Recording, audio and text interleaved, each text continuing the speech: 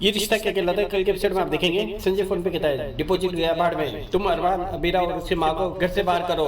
तभी चारू फोन छीन के कहती है अगर तुमने ये इलीगल हरकत करने की कोशिश की तो मैं तुम पे केस ठोक दूंगी और मैं एक वकील हूँ, समझे। चारू संजय से कहती है आप एक माचिस का डिब्बा लेके पूरे शहर में घूमना शुरू क्यों नहीं कर देते, फिर सबके घरों में आग लगाते हुए चलेगा। मतलब आपकी प्रॉब्लम क्या है, आप क्यों सबको बर्बाद करना चाहते हैं। संजय कहता है देखो चारू, मैं ये सब अरमान को इस घर में वापस लाने के लिए कर रहा हूँ। देखो तुमसे फर्म की हालत तो छुपी नहीं है। चारू कहती है आप अपने मतलब के लिए चाहते हैं कि वो वापस घर आ जाए। अगर वो गलती से घर वापस आ भी गए फिर आप उन्हें आते जाते ताने सुनाएंगे। आपने अपने बेटे की तो जिंदगी बर्बाद कर दी, पर कम से कम किसी को तो चैन से जीने दीजिए। संजय कहता है मैं जो भी करता हूँ इस घर की और फर्म की भलाई के लिए करता हूँ। चारू कहती है मुझे ब्लैकमेल करके अबीर से अलग करके घर की कौन सी भलाई की। संजय कहता है तुम अभी बच्चे हो, नहीं समझ पाओगी, पर एक दिन आएगा जब तुम समझोगी। मैंने तुम्हारी जिंदगी बचाई और तुम्हारे उस बेवकूफ भाई क्रिश की भी। मैंने इसे से कहा कि उससे दूर रहे, उसे धमकाया और अब देख लो जब से वो दूर गई है क्रिश अपने काम पे ध्यान देने लगा है। चारू कहती है मुझे यकीन नहीं हो रहा, आपने क्रिश और सीरा का भी ब्रेकअप, तभी वहाँ क्रिश आ जाता है। क्रिश ये सब सुन के गुस्से में वहाँ से चला जाता है। संजय और चारू भी उसके पीछे पीछे जाते हैं। इधर दूसरे सीन में संजय क्रिश को रोकते हुए उसका हाथ पकड़ता है, तभी क्रिश चला के कहता है मुझे हाथ मत लगाइए।